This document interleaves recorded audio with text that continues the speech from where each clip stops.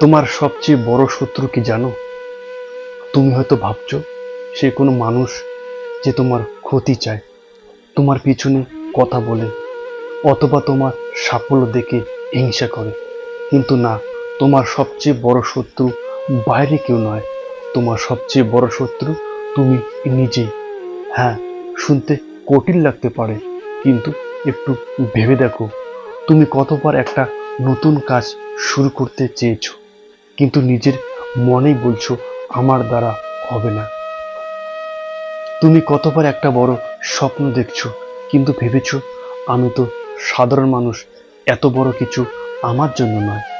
তুমি কতবার সুযোগ পেয়েও শুধু ভয়ের কারণে এক পা পিছিয়ে গেছো। সেদিন তোমাকে কেউ থামায়নি, তোমার নিজের ভয় তোমাকে থামিয়েছে। আমরা প্রায় ভাবি আমাদের জীবনের সমস্যা অন্য মানুষ, কিন্তু সত্যি হলো আমাদের অনেক স্বপ্ন মারা যায় অন্যর কারণে নয়, নিজের সন্দেহের কারণে। একবার খেয়াল করে দেখো, তুমি যখন আয়নার সামনে দাঁড়াও, তখন তোমার সামনে যে মানুষটা থাকে সেই তোমার জীবনের সবচেয়ে বড় বন্ধু হতে পারে, আবার সেই তোমার সবচেয়ে বড় শত্রু হতে পারে। যদি সে প্রতিদিন তোমাকে বলে তুই পারবি না, তাহলে পৃথিবীর কেউ তোমাকে সফল করতে পারবে না।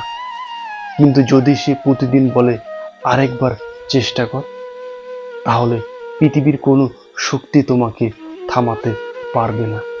মনে রেখো, সফল মানুষ আর ব্যর্থ মানুষের মধ্যে সবচেয়ে বড় পার্থক্য প্রতিভা নয়, পার্থক্য একজন নিজের ভয়কে জয় করেছে আর আরেকজন ভয়ের কাছে হার মেনেছে।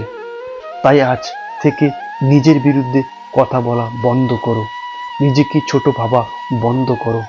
কারণ তুমি যদি নিজেকে বিশ্বাস না করো, তাহলে অন্য কেউ তোমাকে বিশ্বাস করবে না।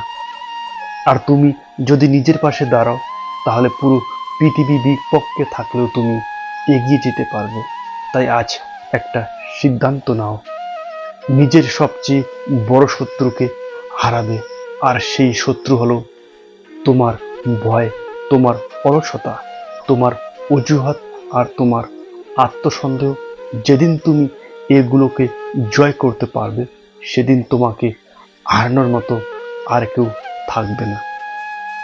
কারণ তোমার সবচেয়ে বড় শত্রু তুমি, আর তোমার সবচেয়ে বড় শক্তিও তুমি। নিজেকে হারিও না, কারণ তোমার স্বপ্ন এখনো